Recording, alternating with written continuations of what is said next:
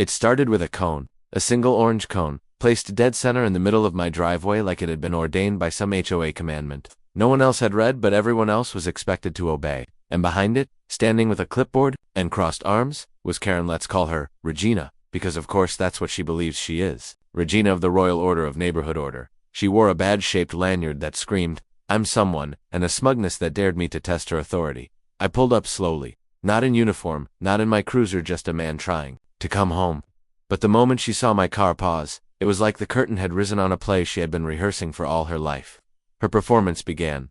"You're not cleared to enter your property until this is resolved," she said, tapping her clipboard with theatrical purpose. I blinked. Resolved. She pointed to the paper like it held divine revelation. "You've ignored 3 warnings about the ground cover in your front bed. It's invasive. HOA policy requires corrective action. You've been fined $79. Non-payment is a violation, hence, enforcement." She said enforcement like she'd been deputized by God himself. At that moment, I didn't flash my badge. I didn't tell her who I was, because I wanted to see something that plays out in quiet cul-de-sacs all across the country. I wanted to see how far someone will go when they believe no one will stop them, and she didn't disappoint. Regina called 2 other board members to secure the perimeter. She made a big show of calling the towing company on standby. She took photos of my car, and even told my elderly neighbor to go back inside. This is a compliance matter. And the truth hit me like a brick to the soul. This wasn't about a fine, it was about control. Here's the part that matters, the revelation that needs to be heard loud and clear. People like Regina don't start off this way. No one wakes up hoping to be the villain of the neighborhood. But entitlement has a quiet drip dot. It starts with a belief. If I don't say something, no one will. Then it becomes, if I don't take control, this place will fall apart. Then one day it shifts into, if I'm not obeyed, someone has to pay. By the time Regina blocked my driveway, she wasn't protecting the neighborhood, she was defining herself by her power over others. That's the danger. Because when your identity gets tied to being the enforcer, you need someone to punish, to feel real. You need drama to feel righteous, and when no one speaks up, it only gets worse. See, the HOA didn't give her permission to block driveways. They didn't authorize traffic obstruction or property interference, but nobody stopped her, not because they agreed, but because silence is safer than confrontation. That's how dysfunction grows quietly, in the spaces where good people say, nothing. So, I got out of the car, walked past her cone like it was dust, and finally spoke. I told her who I was, told her what law actually looks like. Not the paper she held, but the authority that serves, not controls. That protects freedom, not punishes nonconformity. And in that moment, her face changed. Not because she feared a badge, but because she had finally met a boundary she couldn't bulldoze. A mirror had been placed in front of her. She saw not a righteous guardian, but a person who had become what she feared. A tyrant in suburban skin. Here's what I need. You two see, we all have a Regina living in us. That part of us that craves control when we feel overlooked. That flares up when we think respect must be demanded, not earned. That punishes instead of understands. You don't need to wear a badge to hold power. You don't need a title to abuse. And if you don't check your pride, someone else will. What driveway have you blocked lately, thinking you were just enforcing the rules? Who have you humiliated in the name of order, when it was really just ego? How many times have you stood smug in your certainty, only to realize you were the problem? This isn't just about HOA. This is about every moment you're tempted to believe. Your will is more important than another person's dignity. So let me leave you with this. Pride makes you loud, but truth walks past the cone. It always starts with a smile that isn't a smile, that thin, pursed-lipped grin that says, I'm in charge here, Evan. If I'm the only one who thinks so. I had just gotten off a 14-hour shift. No uniform, no badge-est, a tired man in a plain t-shirt trying to pull into his own driveway. But there she stood, clipboard in hand, hair sprayed into submission, posture stiff as if she'd spent all morning practicing this stance in the mirror. Let's call her Debratha, HOA, queen of cul-de-sac law and order. Before you park, she said, voice sharp with performative concern, we need to talk about your front yard violations. Violations. She stepped aside just enough for me to see the cone in front of my driveway, placed like it was holy writ. That creeping time you planted, not on the approved list. And I noticed your porch light bulb isn't the warm white hue required by Section 3B. I looked past her, my house, my porch, my kids' bikes, still leaning against the garage door. And here she was, treating me like a trespasser in my own life, because a light bulb was 20 lumens too bright. I didn't say a word. I just waited. Waited to see how deep her performance would go, and she didn't disappoint. She pulled out her phone, dialed someone, gave my address like she was dispatching backup. He's here now. I need someone from enforcement to log this interaction. Enforcement for what? That's when it hit me. This wasn't about policy. This was about empire. Deborah wasn't protecting the neighborhood. She was ruling it. Like many before her, she'd mistaken a neighborhood for a kingdom, and herself for the crowned authority. But here's the truth. When small people get a taste of power, they often build kingdoms made of fear. And when no one challenges them, they begin to think that silence means submission. The HOA board didn't vote for this. The community didn't ask for this. But Deborah needed to be the enforcer. She needed to matter. And in her mind, someone had to be beneath her for that to happen. That's how it works, isn't it? It starts with a rule book, then it becomes a script. Then one day, it's not about following the rules. It's about being above them. Deborah wasn't correcting behavior. She was manufacturing obedience. And what makes it more tragic is this. It's not rare. Every block has someone like her. Every workplace, every church, every family even.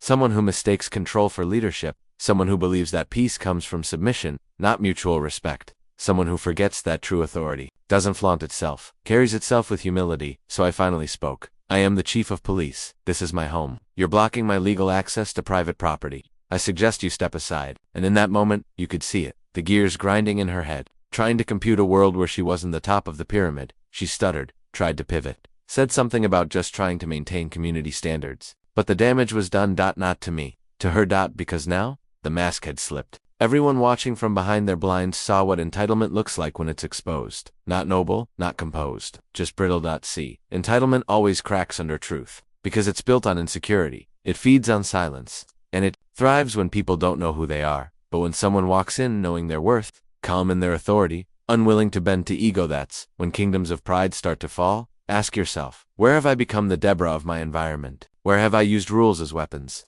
Where have I forced others to shrink so I could feel bigger?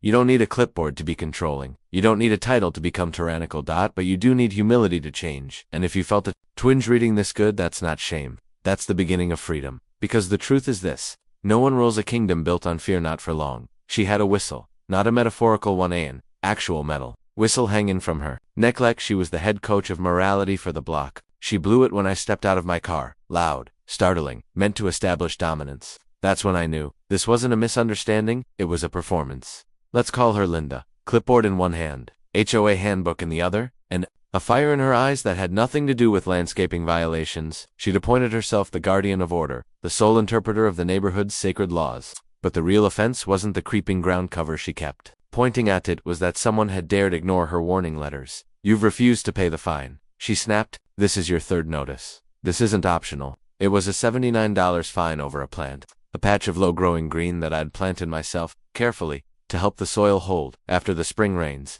Something so minor, it barely registered. She made it a battlefield. I asked her calmly why she was standing on my driveway, why my path was blocked with cones and her little chalk markings on the curb like it was some crime scene. Her eyes narrowed. Refusal to comply is escalation. She said. Escalation. That word rang out like a gavel hitting the table. Escalation is what you say when you're not looking for resolution. You're looking for a fight. And Linda wasn't here to mediate. She was here to win. Because here's what no one says out loud. Entitlement doesn't want a solution. It wants a spotlight. And when you give someone a clipboard but never teach them humility, they'll write people off instead of writing things down. They'll start confusing enforcement with importance. What shocked me wasn't just her arrogance, it was how far she was willing to go to feel powerful. She had already called towing, filed a claim with the HOA, photographed my kids' bikes and labeled them tripping hazards. She was building a case, not because she cared about the community, but because she needed to be right no matter what it cost. And that's when I understood the sickness. Some people would rather destroy trust than admit they've overstepped. That $79 fine, that was never about money. It was bait. A way to prove that the rules weren't about fairness, they were about control. But this is what happens when petty power goes unchecked. People start using policy like a weapon. They trade empathy for ego. They forget that true authority doesn't tower, it tends, it protects, it listens. I didn't raise my voice, I didn't need to. Because when someone is that deep in their own performance, silence is the loudest. The thing you can give them. And when I told her who I was, chief of police, there was a pause. Not fear, not shame, just confusion. Because people like Linda don't expect to be held accountable. They expect to be obeyed, until they're not. And in that moment, it wasn't about me being in uniform. It was about her realizing the law she kept quoting didn't belong to her. It belonged to something bigger, and it comes with responsibility, not superiority.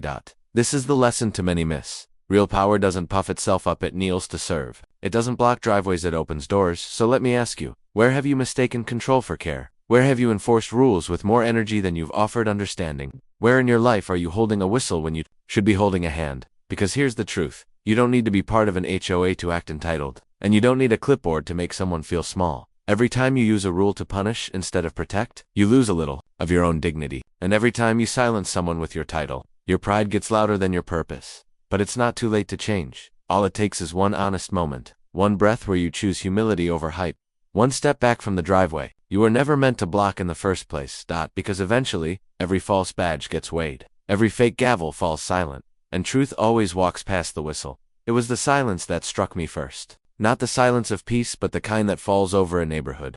Like fog when something wrong happens and no one wants to be the first to name it. I pulled up to my house and saw the cones again. My driveway blocked, but this time, it wasn't the surprise that stung. It was the audience. Neighbors peeking out from behind their curtains. Side-eye glances from across lawns. Lawnmowers paused mid-track. Everyone saw it happening. Again, and no one said a word. Let's call her Cheryl, president of the HOA, enforcer of all things petty. She stood by the cones like a queen guarding a gate no one had asked her to build. Clipboard in hand, phone camera at the ready. And when I stepped out of the car, she didn't even blink. Just said, "You've been notified. Non-compliance has consequences. The fine $17.9 for what she called repeat neglect of decorative standards." I called it a missing solar light in a flower bed my wife had lovingly built with our kids. But this wasn't about landscaping. This was a spectacle. And Cheryl wasn't alone. 2 other board members stood behind her, silent, watchful, almost sheepish, but not enough to speak up. They were there to look official, to make it feel like something bigger than one woman's overreach, but it wasn't. It was her ego, and their silence. That's when I realized this only happened because everyone let it. We like to think Karens operate alone, that they're anomalies, outliers. But here's the truth. Entitlement needs enablers. It thrives in the space silence creates. And in that moment, it wasn't Cheryl who shocked me. It was the quiet crowd that knew better but did nothing. Most people don't want conflict. I get that. They don't want to be targeted, fined, hassled. So they turn a blind eye, keep their heads down, let the nonsense roll over someone else's driveway and pray it doesn't reach theirs. But what you allow in fear today becomes what you live under tomorrow. And that's how entire neighborhoods start to rot, not from bad grass or trash cans left out too long, but from cowardice. From the lie that says, if it's not happening to me, it's not my fight. Here's the part that hurts. Some of the very people who waved to me yesterday, who I'd helped shovel out after winter storms, who I'd watched raise kids alongside mine, stood by and watched a false authority block a man from his own home, and said nothing. That's what made it different this time, because this wasn't just a Karen moment. This was a community-wide mirror. Where were the good people when the line was crossed? Why did no one peek?